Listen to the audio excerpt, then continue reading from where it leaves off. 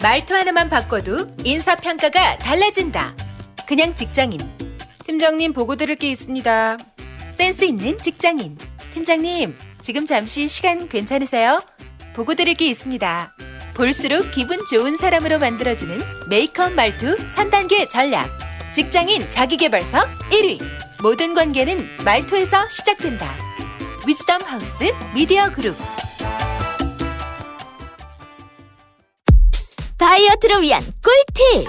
동결건조 채소와 곡물, 단백질, 그리고 효소와 비타민, 미네랄로 만든 다이어트 전용 그린 스무디로 하루 한두 끼만 바꿔 드세요. 비타샵 그린 스무디 다이어트 1522-6648 1522-6648 혹은 비타샵을 검색해주세요. 엄마! 가글 했는데 입에서 뭐가 나왔어! 그거 올리덴탈 체크 가글이라 그런겨. 지금 쓰고 있는 가글 사용 후 확인해 보셨나요? 무색소, 무알콜, 무계면 활성제의 올리덴탈 체크 가글은 쉽게 나온 입안의 이물질을 눈으로 확인할 수 있습니다. 딴지마켓에서 판매 중입니다. 한글도 남보다 빨리 깨치고 참 똑똑했는데 갈수록 실력이 뒤처지는 것 같아 걱정이에요. 혹시 초등학교 교과서 본 적 있어요? 어려운 어휘가 너무 많아요. 학교에서는 어휘 개념을 하나하나 설명해 줄 시간이 정말 부족하잖아요. 그럼 어떡하죠? 내 아이의 어휘만큼은 내가 책임져야죠. 어휘 공부의 정성. 초등어휘 3천, 초등어휘 5천. 검색창에 초등어휘 3천을 쳐보세요.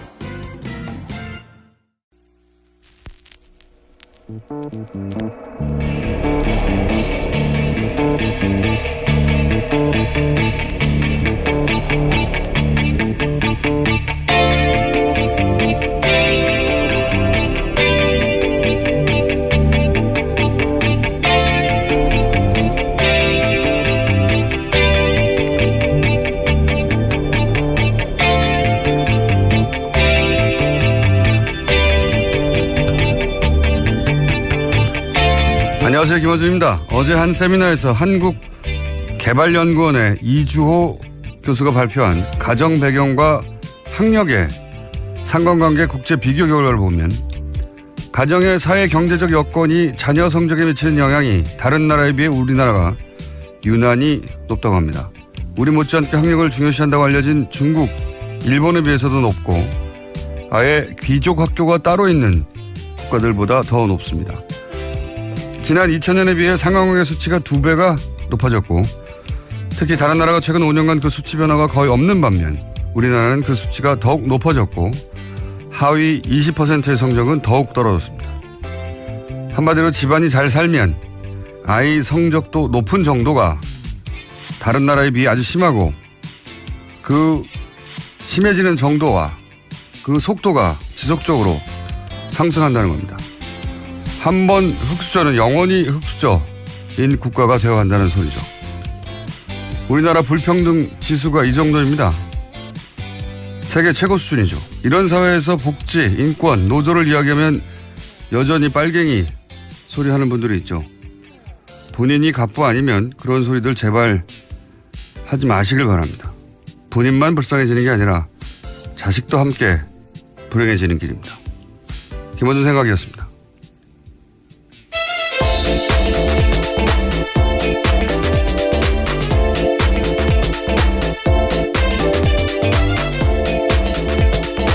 시사인의 김은지입니다.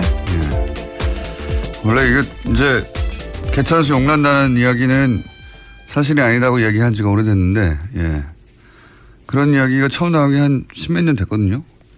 그 이후로도 지속적으로 나빠지고, 지금 세계 최고 수준에 이르렀다.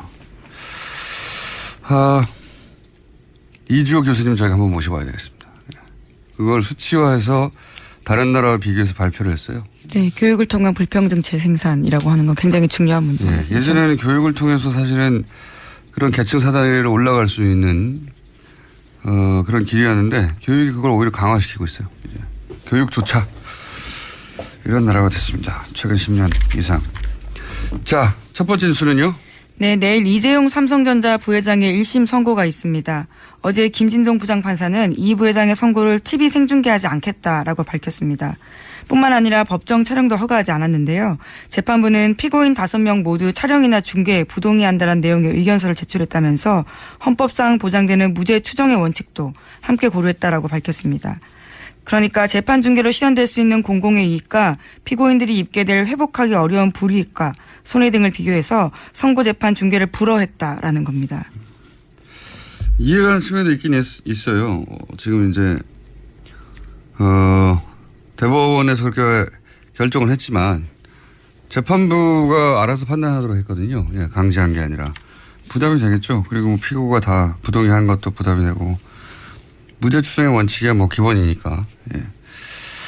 근데 이제 동의가 잘 안 되는 부분은 이 공익성이 부족하다, 없다고 하는 부분은 잘 동의가 안 되는 게 이게 이 결과는 그냥 생긴 게 아니고 천 몇백만이 이제 몇 개월 동안 거리로 나와서 이야기를 했고 주장을 했고 국민들 요구를 했고 그 결과로 이제 탄핵이 된 대통령에게 뇌물을 공유한 대한민국 최고 기업의 기업주잖아요. 예. 그런 재판이 이제 결과가 드디어 나오는데 그 선고를 중계하는 게 공익성이 없다고 하면 세상에 어떤 재판이 선고 공익성이 있겠습니까? 네. 게다가 판결 내용은 어차피 다 기사로 나오게 되고요. 내용도 다 알려지게 됩니다. 네. 피고인 얼굴을 보도하겠다라는 게 아니고 재판장에 그 내용들을 알려주겠다고 하는 건데도 공익성이 없다. 공익성이 더 부족하다라고 판단하는 것들은요. 아쉬운 점이 있습니다. 아마도 저나 이 방송을 듣는 분들이나 우리 생에 이거보다 더 큰 재판이 있을 가능성은 그렇게 높지 않아요. 예. 삼성의 오너가 이런 재판을 대통령에게 뇌물을 공유했다고 구속된 채로 재판을 받고 그 재판 결과가 최초로 탄핵된 대통령에게 영향을 미치고 이 재판이 공익성이 없으면은 어떤 재판이 공익성이 있겠습니까? 네. 자, 이제 내일이죠? 네, 내일 오후 2시 반입니다. 저희는 월요일 날 다루게 되겠네요. 그렇죠. 네. 결과가 어떻든 아주 대단한 반향이 있을 거라고 봅니다. 네. 자, 어쨌든 이재용 선고 재판은 생중계를 하지 않는 것으로. 예, 하지 않는 것으로. 예. 그냥 저희는 어떤 사진도 못 찍겠으니까 촬영도 안 되겠으니까 예, 아예 텍스트만 보게 되겠네요. 네, 허용된 150명만 들어가서 이제 볼 수 있게 되는 거고요. 그 전달된 내용들을 알게 되는 거죠. 물론 뭐 기자들이 들어가서 지면 중계는 하겠죠. 어쨌든 보지는 못하게 됐습니다. 다음 뉴스는요. 네, 삼성그룹 미래전략실 장충기 전 차장 관련된 소식 계속 전해드리고 있는데요. 이번에도 관련 뉴스 JTBC에서 나왔습니다. 장 전 차장이 이현수 전 국정원 기조실장과 1년 동안 150차례나 연락을 주고받았다라는 건데요. 2015년 중반부터 지난해 11월 초까지입니다. 상당수는 업무 시간에 이뤄졌고요. 이 전 실장을 통해서 각종 정보가 장 전 차장에게 넘어갔을 가능성이 크다라는 겁니다. 그러니까 이게 이제 업무였어요, 업무. 예. 150여 차례면 1년에 주말 빼고는 이틀에 한 번씩 했다는 거잖아요. 그렇죠. 그리고 근무 시간에 통화했다는 거 아닙니까? 이거 업무였어요. 그러니까. 그들의. 예. 삼성이 정부 위에 있다는 이야기 반농담처럼 많이 했는데 예.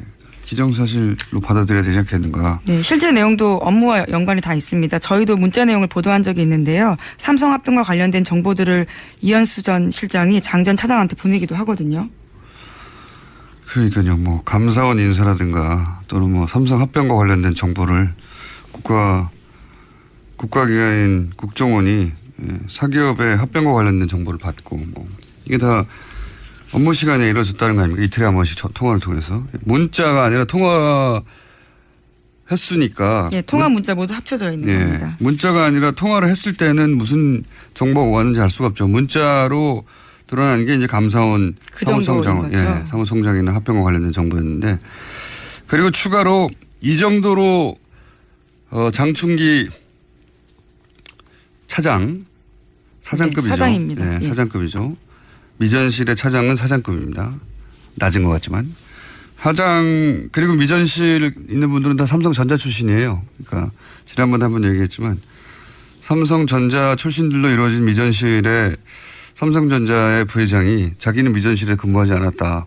미전실과 무관한 것처럼 얘기하는 건 말이 안 되는 거죠. 어쨌든 이걸 통해 또 한 번 얘기할 수 있는 게 이거예요. 그 국정원의 이제 추국정 얘기도 저희가 며칠 전에 했지 않습니까? 그 3인방 인맥이고 최순실 라인이고 그리고 국정원 자체 조사라도 국정원의 그 개통을 거치지 않고 추국정이 직접 청와대에 직거래했다라는 청와대에 거죠. 직거래했다는 얘기를 국정원도 알고 있었다고 국정원이 인정한 바가 있는데 아니죠. 김명기 당시 국정원장이었던 양반이 인정을 했죠. 그런데 네, 이병기 실장. 예, 죄송합니다. 예, 이병기. 원장입니다. 예. 나중에 대통령 비서실장을 한. 네. 그렇게 국정원과 긴밀하고 그리고 직접 커넥션이 있고 최순실 라인과 국정원이 하는 걸 국정원도 알고 있었는데 어떻게 삼성이 최순실 존재를 모릅니까?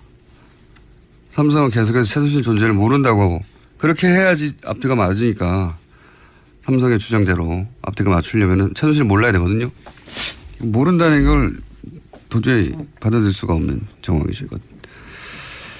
자, 다음 뉴스는요. 네, 박근혜 정부의 청와대가 2015년 재보궐선거에서 보수단체를 동원을 한 정황이 나왔다라는 SBS 보도가 있습니다. 지난 1월 달에 박영수 특검이 이병기 전 비서실장의 수첩을 압수수색했는데요. 이 해당 수첩에는 이러한 내용이 있습니다. 새누리당 4월 재보선 대응이라는 메모인데요. 해당 부분에는 A 후보의 이름이 기재되어 있고 건강한 시민운동, 진영과 진영 싸움이라고 적혀 있다고 합니다. 또 우파 이슈 전환이 필요하다면서 우파 시민사회 활동화라고도 적혀 있는데요. 특검은 이런 내용들을 분석해서 당시 청와대가 우파 시민단체에 대한 지원을 통해서 2015년 국회의원 재보궐선거에서 새누리당 후보를 지원하려고 계획했던 걸로 보고 있습니다. 죄송합니다. 말은 참 잘 만들어요. 우파 시민 활동화, 건강한 시민운동. 이게 이제 어버이연합이나 엄마부대나 각종 자유라는 단어가 들어가는 청년 단체들이나 사실은 이런 단체들이 관변 단체고 청와대 혹은 국정원 혹은 뭐 정보기관의 조종을 받고 있을 거라는 짐작은 누구나 다 했죠. 누구나 다 했는데 돈이 어디서 나와서 어떻게 들어가는지를 입증할 수가 없으니까 입증하려면 이런 사정기관들을 움직여야 되는데 사정이 안 움직이니까요. 예. 그래서 공개적으로 말을 못했을 뿐 다들 알고 있었죠. 이런 단체들이 이런 관변의 컨트롤을 받고 있다는 관변 단체가 컨트롤을 받고 있다는 건 이제 이번에 이제 화이트리스트 수사하면서 여기를 제대로 짚어보겠다는 거겠죠. 자, 다음 뉴스는요. 어제 검찰이 국정원의 민간인 댓글 부대 관련 수사에서 압수수색 벌였습니다. 국정원 퇴직자 모임인 양지회와 이명박 전 대통령 팬클럽 모임에서 출발한 늘푸른 희망연대 등을 한 건데요. 검찰은 컴퓨터 하드디스크와 회계장부, 휴대전화를 압수수색했습니다. 동시에 일부 관계자들을 불러서 조사하고 있는데요. 이들 민간인 팀장에 대해서 압수수색 영장에 공직선거법 위반을 주된 범죄 혐의로 명시했습니다. 그러니까 검찰이 이들을 원세훈 전 원장과 이미 공범으로 판단하고 있다는 의미입니다. 저는 이제 이 댓글 수사 관련해서 주요 관심사가 두 개로 압축된다고 개인적으로 생각해요. 하나는 그 위에 국정원 직원이 누구고 그 위에 지시자는 누구고 그 위에 간부는 누구며 그렇게 끝까지 거슬러 올라가면 임명박 전 대통령이 나오느냐 하나하고 두 번째는 이제 어떤 언론도 거론하고 있지 않은데 저 개인적으로는 그럼 지금은 완전히 활동이 멈췄냐 저는 그게 궁금합니다. 예. 정권이 바뀌었고 한데 그때 활동하던 이 조직이나 망 특히 국정원 내부가 아니라 외부에 있는 망들 혹은 뭐 국정원 내부에서도 아주 은밀히 있는 조직들 지금 아무것도 안 하나. 예. 왜냐하면 그렇게 유추되는 게시판 활동이 아직도 있거든요.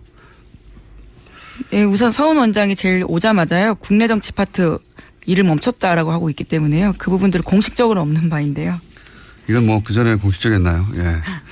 저는 이제는 멈췄는가 하는 것도 수사돼야 예상이 돼야 될 거라고 봅니다. 자, 다음 뉴스는요. 네, 안보 관련된 소식도 전해드리겠습니다. 미국 트럼프 대통령과 틸러슨 국무장관이 잇따라 북한과의 대화가 조만간 이뤄질 수 있다라는 뜻을 밝혔습니다. 을지 프리덤 가디언 한미 연합훈련이 진행 중인 점을 고려하면요, 이례적인 일입니다. 트럼프 대통령은 김정은을 가리키면서 그가 우리를 존중하기 시작했다는 사실을 나는 존중한다라고 이야기했는데요. 아마도 아닐지도 모르지만 무엇인가 긍정적인 일이 일어날 수 있다라고도 이야기했습니다. 틸러슨 국무장관도 관련된 이야기 했는데요. 북한이 유엔 안전보장이사의 대북제재 결의의 만장일치 채택 이후에 어떤 미사일 발사나 도발 행동이 없었다는 점에서 주목할 만한 가치가 있다라고 이야기했습니다. 이걸 보니까 무슨 생각이 드냐면 문정인 특보였죠. 예. 문정인 특보가 정상회담 직전에 워싱턴에 가서 지금 한미 군사훈련을 축소하는 것도 옵션 중에 하나다. 그런 얘기를 했다가 난리가 났어요, 그때. 그렇죠. 예. 북한이 도발만 중단한다면이라는 예. 전제를 걸면서요. 그런 이야기를 한 바 있습니다. 한미 군사훈련 축소가 그 옵션 중에 하나라는 얘기는 미국 내에서 오래전부터 나왔던 얘기거든요. 근데 이제 문재인 특보가 이 얘기를 하자 우리 보수 언론 혹은 보수 정당에서 난리가 났죠. 난리가 났는데 실제 이번 을지 프리덤 가디언 한미 연합 군사훈련이 축소됐어요. 축소된 채 한 3분의 1 줄어든 채 하고 있거든요. 그게 실제 이 문정인 특보가 말했던 게 이루어졌어요. 그런데 이건 제가 보기에는 북한하고 미국이 말 전쟁할 때 있었지 않습니까? 그때 물밑으로는 이런 얘기하고 있었던 거예요. 실제로 물밑에서 선이 있었다라고 전해드린 바 있습니다. 네, 출구 전략은 이미 그들이 그때부터 짜고 있었던 거죠. 그래서 북한도 더 이상 괌 얘기 안 하고 그리고 한미연합훈련도 축소하고 그리고 나서는 이제 조만간 뭔가 북한과 미국 간에 미국과 북한 간의 대화나 혹은 뭐 접점이 생길 징후가 보이니까 이런 얘기를 하기 시작한 거 아니에요. 자기들이 공을 가져가려고. 예. 우리 언론들이 전쟁 난다고 난리 생중계 하듯이 할 때 실제로 그리고 문정인 특보가 한미 군사훈련 축소도 옵션 중에 하나라고 할 때 난리 쳤던데 지금 왜 난리 안 칩니까? 미국 대통령이 실제로 그렇게 축소해 버렸는데 그리고 나서 이 한미 군사훈련 하고 있는 와중에 지금 김정은을 존중한대잖아요. 난리 나야 되잖아요. 바보 같은 사람들. 정말. 그렇게 하면 큰일 날 것처럼 얘기하세요. 정작 이렇게 이루어졌지 않습니까? 실제로 이렇게 말하고. 정말. 그러니까 그때 전쟁 막 날 것처럼 지면에다가 난리치고 포털에다가 그런 기사를 싣고 하던 사람들에 대해서도, 예. 왜 그랬는지 물어봐야 된다고 봅니다. 다시 그러지 말라고 몇 번째 얘기하고 있지만. 네, 물론 상황 계속 지켜봐야 되겠지만요. 긴장고조 사태 발생하지 않으면 다음 달부터 협상 국면 본격화될 거라는 분석 지배적이긴 합니다. 그러니까요. 난리 치고 말전쟁 할 때 이미 이런 얘기들을 하고 있었어요. 그러니까 그거 끝나자마자 군사훈련을 축소시켰죠. 예. 한미연합훈련이 예년에 비해서 3분의 1 축소됐어요. 자, 다음 뉴스는요. 네, 문재인 대통령이 5.18 광주 민주화 운동 당시에 전투기 출격 대기설과 헬기 사격 사건에 대해서 특별조사 지시했습니다. 광주 금남로에 있는 전일빌딩을 향한 헬기 기총 사격이 있었다는 증언이 잇따랐고 건물에도 탄원이 발견됐습니다. 전일빌딩은 5.18 광주 민주화 운동 당시에 계엄군에 맞섰던 시민군 최후의 항전지입니다. 국방부는 특별조사단 구성해서요. 조속히 수사에 착수하겠다고 밝혔습니다. 최근에 밝혀진 건 이제 공군에서 폭탄 싣고 지금 출격하려고 했다는 거 아닙니까? 네, 그런 인터뷰가 공개가 됐죠. 참네. 지난번에도 한번 비유를 드렸지만 촛불 집회하는데 헬기가 막 와서 사격하고 지난번 광화문에서 탄핵 집회하는데 공군기가 와서 폭탄 떨어뜨리고 했다 봐요. 이게 말이나 되는 소리입니까? 자국 군인이 자국민을 상대로 해서 공군 폭격을 계획하고 있었다. 헬기로 총을 쏘고. 그런 계획을 하고 있었고 실제 그중에 절반을 시행을 한 거죠. 헬기 기총 사격은 실제 있었다고 그렇죠. 보여지니까. 이거 조사를 당연히 해야 되는데 이거 조사하라고 그랬더니 보수 정당에서는 을지훈련이 함참인데 5.18 조사를 지시한다는 게 납득이 안 간다고 하는데 말이 되는 소리예요? 무슨 상관입니까? 바른정당 논평입니다. 예. 무슨 상관이에요? 을지 훈련을 축소도 하는데요. 이런 이야기는 미국 대통령한테 하세요. 트럼프한테. 왜 축소했냐고. 그리고 왜 김정은 칭찬하냐고. 군사훈련을 한참 하고 있는데 아무 상관없는 지금 5.18 조사하라고 한 걸 갖다 거기다 갖다 붙입니까. 이건 조사해야죠. 이런 지시를 누가 했을까요? 네, 우선 전두환 전 대통령 같은 경우에는 학살도 발포 명령도 없었다라고 계속해서 주장하고 있습니다. 처음부터 뭐 북한 때문에 그런 일을 한다고 그랬었으니까요. 폭탄을 비행기 싣고 투하하려고 했다니까 정말 이 지시를 누가 내는지 꼭 찾아야 된다고 봅니다. 저는. 다음 뉴스는요? 네, 바른정당 김무성 의원과 자유한국당 정진석 의원이 토론 모임인 열린 토론 미래를 발족하기로 했습니다. 앞으로 자유한국당과 바른정당 간 연대 또는 통합의 가교 역할을 하는 게 아니냐라는 관측이 여의도에서 나오고 있는데요. 국민의당 소속 의원들한테도 발족 취지문과 함께 가입 의향서 보냈다라고 합니다. 새로운 정당을 구상하나요? 자유당의 일부, 바른당의 일부, 국민당의 일부 이렇게 해서 제3의 보수 이런 걸 구상하는 걸까요? 김무성 의원이. 예. 요즘 당내에서 이제 영향력이 많이 줄어서 시간이 많으실 테니까 예. 새로운 구상을 할 수도 있죠. 어쨌든 그런 모임이 있다고 합니다. 자, 뉴스 하나 정도 더 하고 끝낼 수 있을 것 같습니다. 예. 네, 유럽에서 이번에는 간염 바이러스 소세지 파문이 일고 있습니다. 더 타임스와 미러 등 영국 언론의 보도인데요. 21일 네덜란드와 독일산 돼지고기로 만든 소세지와 햄을 통해서 영국인들이 E형 간염 바이러스에 감염되고 있다라는 겁니다.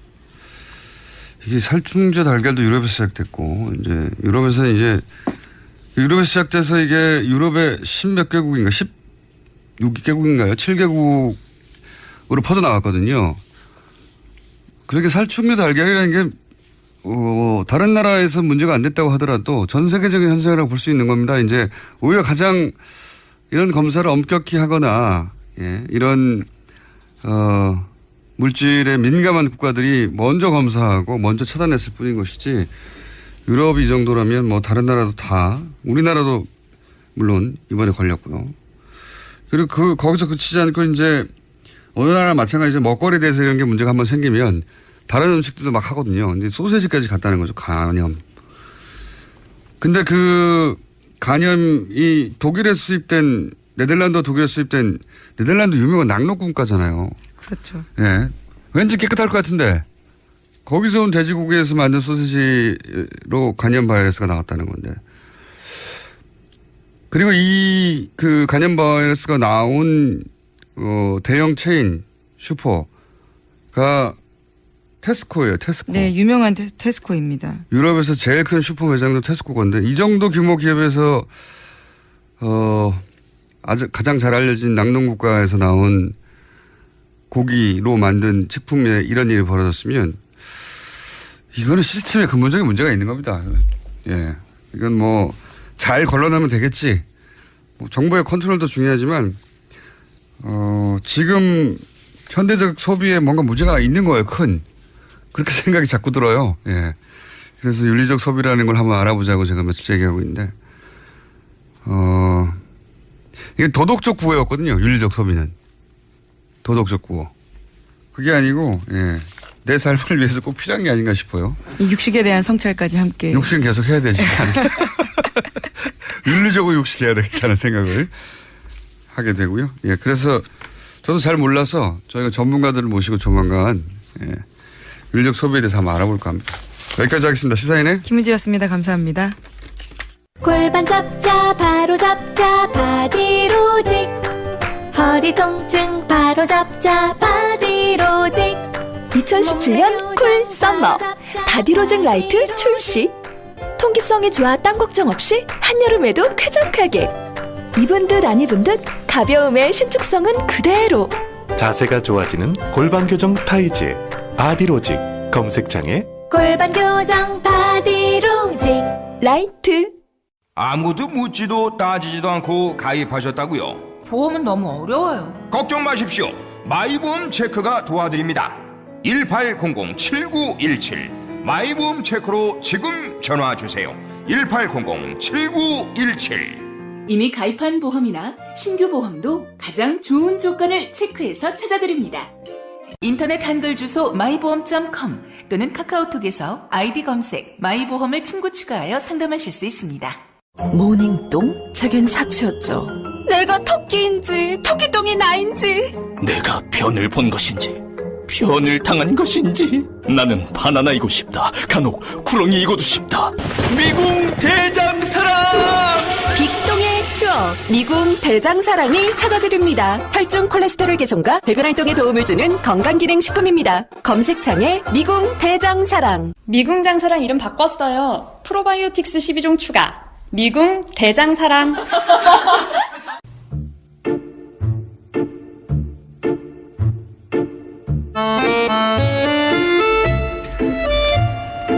자, 오랜만에 완전체가 되었습니다. 예, 두 분 다 번갈아서 휴가를 가시고 막 출장을 가시고 해가지고 한동안 제대로 안 돌아가다 두 분 다 나오셨습니다.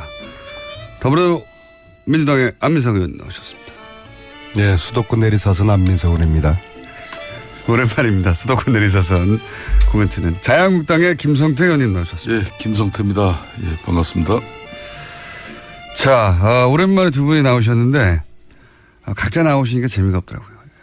그래서 그러니까 뭐 지금 당연히 그런 자기 고백을 교통방송은 좀 해야 돼요. 특히 김어준 공장장은. 어떤 고백을 해야 됩니까? 지난주 방송은 분명히 우리 두 사람이 안 하기로 하지 않았습니까?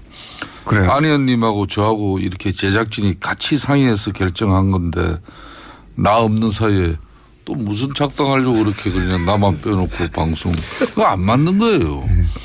공영방송이 이렇게 뭐 야당 패싱하고 탄압으로 이렇게 일관한다면은 앞으로 이 아마 청취자들 다 놓치게 될 거예요. 또 지난주에 이제 다소의 오해는 있었던 것 같은데요. 뭐 그래도 이 아침에 뭐 작당 탄압 그런 품격 없는 표현을 하시는 것은 좀 듣기에 좀 거스르고요. 뭐 제가 이제 여당이 되었으니까 야당의 터무니없는 공격을 감수할 그런 이제 방패 역할을 할 각오는 돼 있지만은 그래도 품격을 잃지 않는 그런 야당의 공격 기대를 하고 특히 김성태 의원님 지난주에 말씀하세요. 그리고 제가 나오기 전에 PD가 전화하기로 돼 있었던 거 아닌가요? 네. 그래서 제 기억에도 제가 지난주 안 나오는 걸로 김성태 의원님이 못 나오신다고 그래서 그렇게 통 크게 안 나오는 걸로 합의들이 됐던 것 같은데 PD가 김성태 의원님 나오실 거라고 이렇게 이야기를 조금 애매하게는 했어요. 그래서 내가 의사를 확인하려고 전화를 드렸는데 전화를 안 받으셔서 저는 뭐 PD 말을 믿고 나왔습니다. 어쨌거나 저 혼자 나와서 그게 김성태 의원님은 굉장히 그 서로 간의 신뢰를 무너뜨리는 뭐 그런 것까지 지금 비하하고 계시니까 아무튼 사과드리겠습니다. 뭐 무슨 말인지 잘 모르겠습니다. 한참 들었는데. 정치판에서도 그래도 김성태 의원하고 정치하면은 신뢰 하나는 서로 보장되고 오래 가져간다는 건데.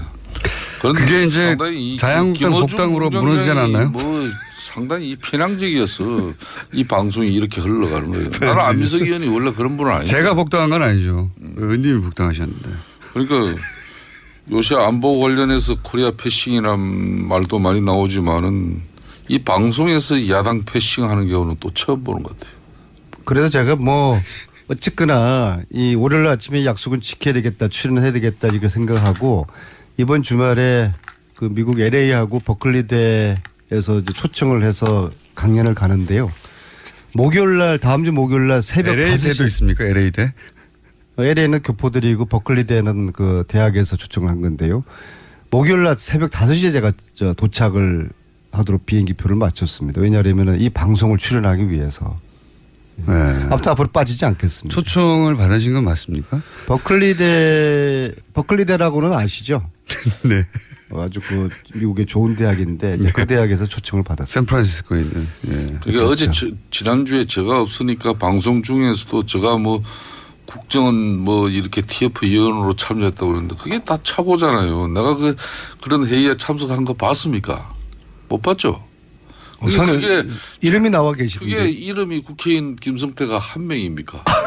예? 아, 다른 김성태요. 아니 그러니까 그분도 아니고 이게 역시. 착오로 이렇게 들어가 있는 걸. 아, 그러셨군요. 네. 역시 김성태 의원님은 저희들을 실망시키지 않았습니다. 이 정도로 올라가고. 빨리 김우중 국정원 진행하십시오. 반개혁 그 위원회 거기는 그 김성태 의원은 다른 분이죠. 그러니까 아예 김성태가 다른 분이 또 계셔요. 김성태는 아예 다 포함 안 되고 있습니다. 네. 잘못 알려진 오보군요. 예. 큰 오해가 풀렸습니다. 자, 그럼 뒤늦은 100일 평가 잠깐 해보죠. 왜냐하면 지난주에 저희가 방송이 없었기 때문에 짧게 다들 뭐 여기저기서 100일 평가 나왔는데 예. 문재인 정부 100일 평가 짧게 김성태 의원 해보시면요.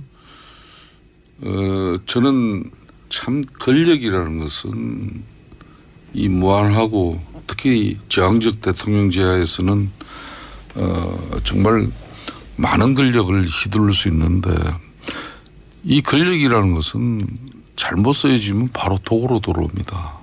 특히 대한민국 같이 이런 분단된 체제 하에 또 많은 산업화 민주화를 이렇게 거치면서 사회적 갈등이 늘 소재하고 있는 이런 국가에서 이 저항적 대통령의 지위는 상당히 중요한 것이죠. 뭐 그런 측면에서 국민들을 시원하게 해준 그런 대통령의 정치적 판단이 뭐 좋은 이렇게 정책으로 이어지는 경우도 있지만은 너무 섣부르고 너무 인기 영합적인 그런 지금 체제로 흘러가는 것은 이거는 심각한 문제다.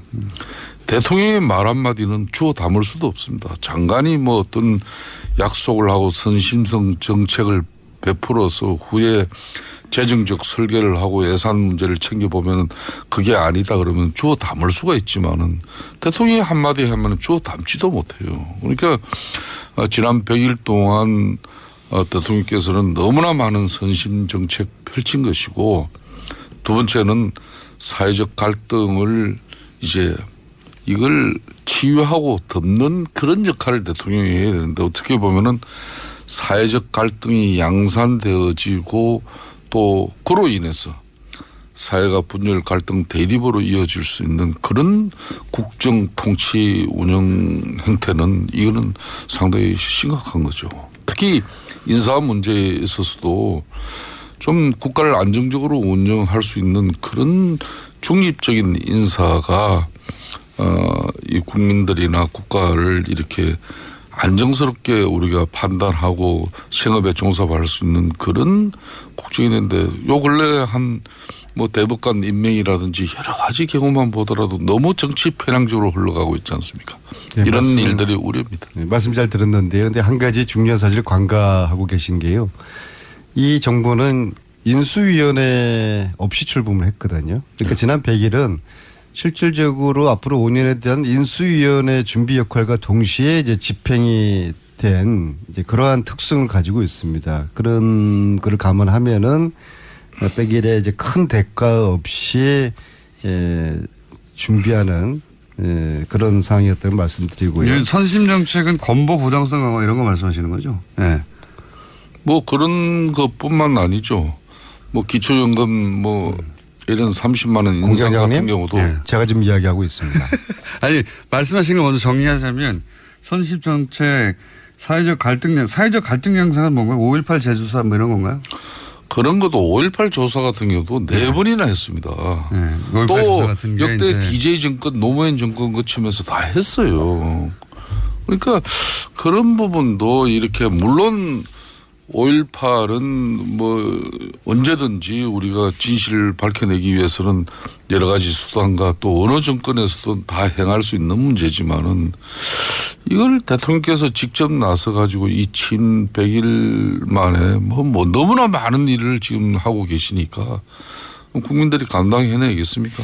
건보 보장성 강화, 5.18 재조사 지시 그리고 뭐 인사 예를 들면 신격찬 처장 이런 인사 문제를 말씀하시는 것 같아요. 이제 답변해 주십시오. 안민석 의원님. 아무튼 뭐 지금 야당의 저런 주장은 저희들이 나름대로 귀 기울여 들을 내용이고요. 그냥 그냥 흘러듣지는 않겠습니다. 근데 그럼에도 불구하고 이제 막 정권이라는 점을 말씀드리고 싶고, 근데 특히 이제 100일 동안의 국민과 끊임없이 소통과 공감을 하려는 이제 그런 노력이 국민들에게 아주 그 절대적인 그런 그 동의를 이제 얻고 있고, 실질적으로는 지난 100일은 이제 준비와 몸풀기 단계였고, 저는 앞으로 이 정부가 촛불혁명을 토대로 탄생된 정권인 만큼 국민들이 원하는 새로운 대한민국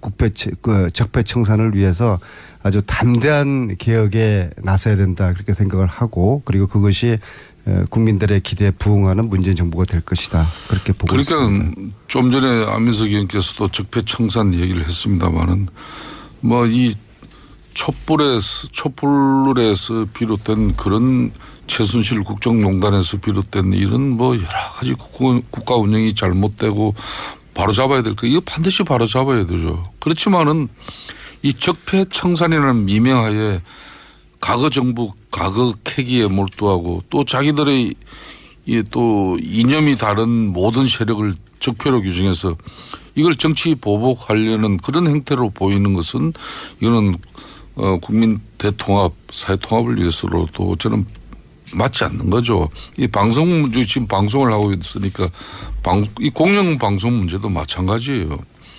대통령까지 나서서 정부가 이 방송에 적극적으로 개입할 것처럼 말하고, 또 방통위원장은 법적 권한도 사실상 없으면서 사장 해임을 언급하고 있지 않습니까? 이런 것들을 맞지 않죠. 반론에 제가 또다시 알베르 까미의 이야기를 해야 되겠네요. 어제 범죄를 용서하는 것은 내일의 범죄에 용기를 주는 것이다. 이 정도로 저는 하겠습니다. 끝입니까? 구체적인 반론은 이 정도로 하겠습니다. 네. 구체적인 반론 준비가 안 되신 거 아닙니까? 좀 품격 있게 제가 이 언론을 길들이고 방송을 장악하는 그런 시도는 역대 어느 정권마다 있었다는 것은 저는 부인할 수 없는 사실로 보고 있어요. 하지만 과거 그 정권들 다 그 말로들이 얼마나 불행했습니까? 그래서 저는 문재인 정권만은 정말 당당하고 정의롭게, 그리고 뭐 그렇지 않아도 국민들하고 소통하면은 국정 운영하는데 저는 큰 애로 없다고 봅니다. 굳이 뭐 언론의 힘을 뭐 비정상적으로 빌어서 그걸 국정 운영할 그런 계제도 아니고. 근데 지금 차이는 좀 있지 않습니까? 과거하고. 예를 들어서 과거에는 정권이 이제 KBS 사장을 찍어냈으면 이번에는 KBS나 MBC의 내부 구성원들이 갈아야 된다고 이렇게 나선 게 차이가 있지 않습니까? 과거에도 보면은 MB 때도 정년주 사장 KBS 그죠? 뭐 그 인위적으로 이렇게 교체한 그 모양새가 MB 정부가 결국 뭐 이 좋게 마무리되지 않았잖아요. 아니, 제 말은 뭐냐면 그때하고는 다르게 그때는 위에서 눌렀는데 지금은 구성원들이 자사의 사장을 이 사람하고 같이 일을 못한다고 하는 거는. 그러니까 노사 문제에서 비롯된 것은 노사 문제로 풀어야 되는 것이고, 또 사내 또 구성원들 간의 갈등 문제는 갈등 대립이 있다 하더라도 그 문제는 또 그 내에서 풀어야 되는 것이지, 이걸 제가 드리는 말씀은 너무 정권이 초기에 개입하고 있다는 겁니다. 그러면 누가 봐도 그 노조의 정당한 주장도 이거는 정권하고 결탁한 목소리가 아니냐, 이런 의아심도 가지겠죠. 그거는 과거에 자유한국당이 그래 왔기 때문에 그렇게 보시는 거 아니에요? 또 이렇게 근데 제가 이렇게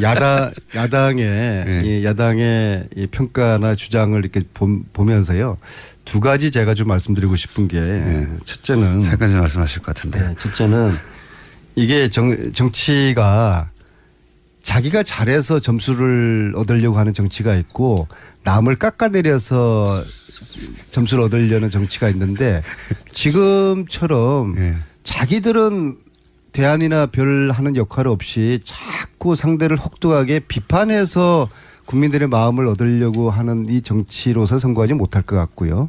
그다음에 두 번째로는 지금은 국민들의 다수 80% 이상이 문재인 정부를 지지하지 않겠습니까? 70%에서 80% 사이. 네, 그 다수의 지지 속에는 국가를 제대로 만들어 달라는 거거든요. 적폐를 청산하고 국가 개혁을 해달라는 거기 때문에 저는 이 시점에서 야당은 여당과 함께, 여야 또 문재인 정부와 함께 선의의 개혁 경쟁을 해서 국민들에게 마음을 얻으려는 그런 정치를 해야지 야당도 스스로의 공간을 더 넓혀 나갈 수 있다는 그런 저는 충고를 드리고 뭐 저는 안민석 의원의 말씀을 대체로 다 공감합니다.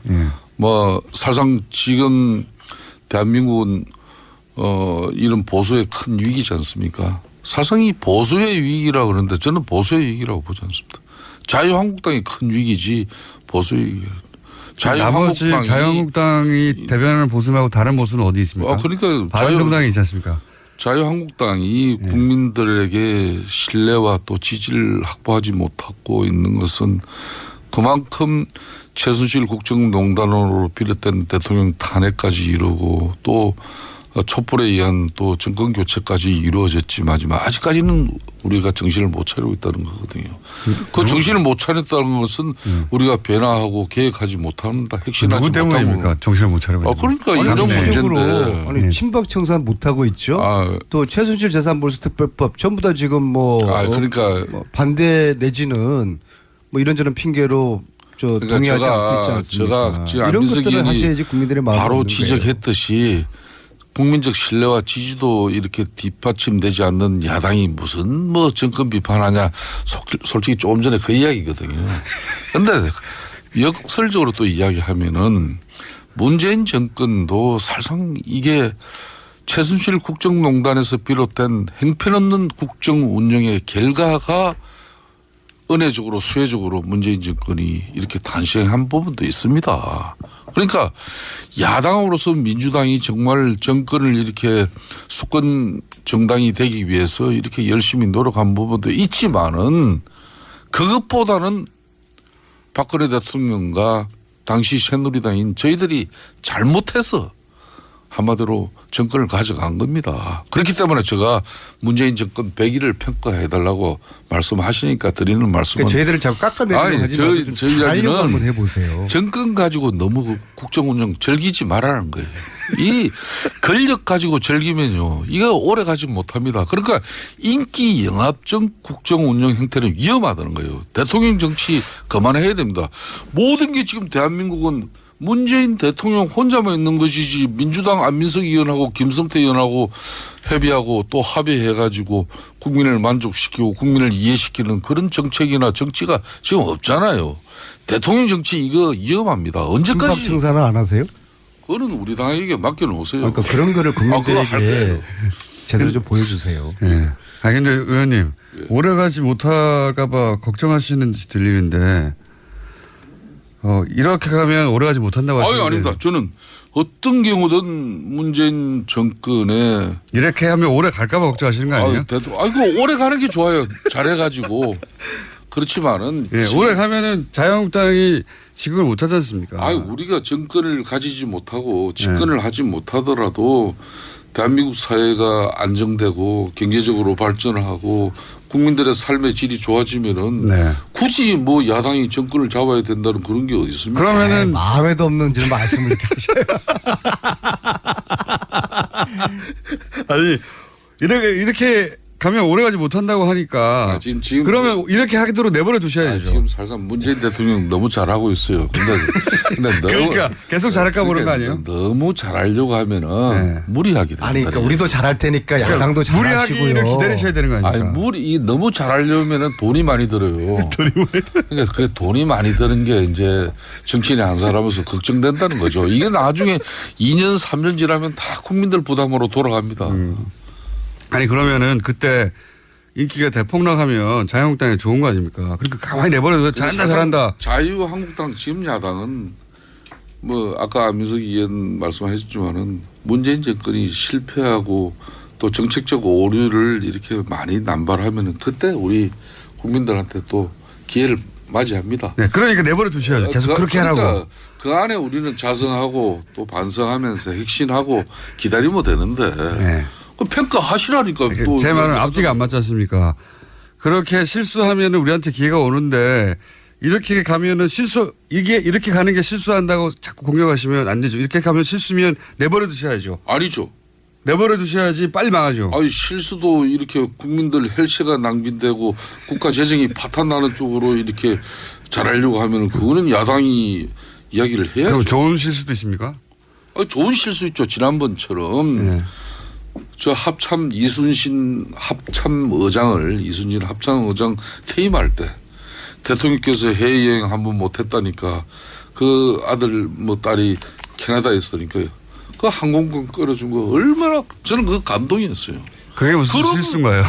그런 거는 큰 돈 들이지 않고도 국민들에게 감동을 줄 수 있는 부분이 있는데 예. 너무 요즘은. 근데 건보 보장성 강화 이런 거는. 아니 그것도 좋죠. 해야죠.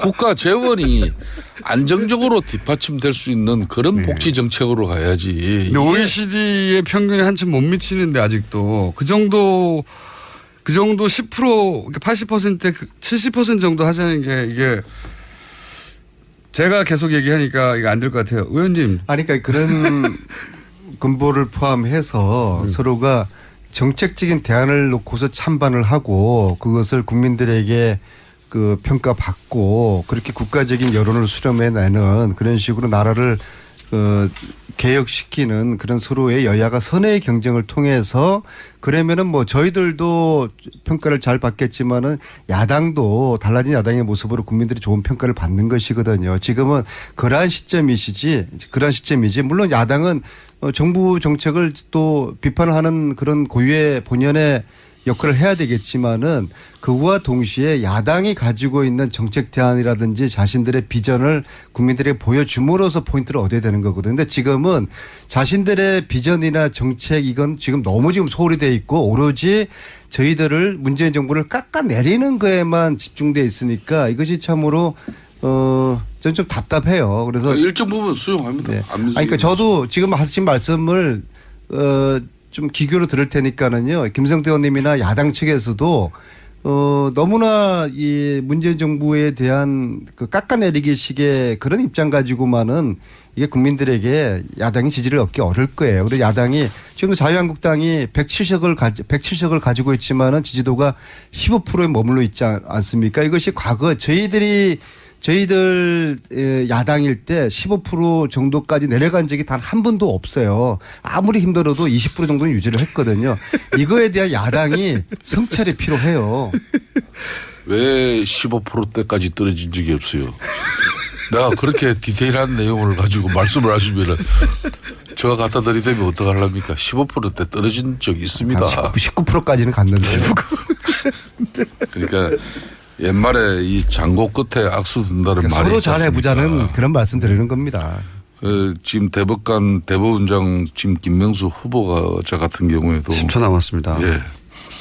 이 뭐 사법부 이렇게 정치성을 배제하겠다는 그런 대통령의 확고한 의지가 계신데 김성태 의원이었습니다. 감사합니다. 감사합니다.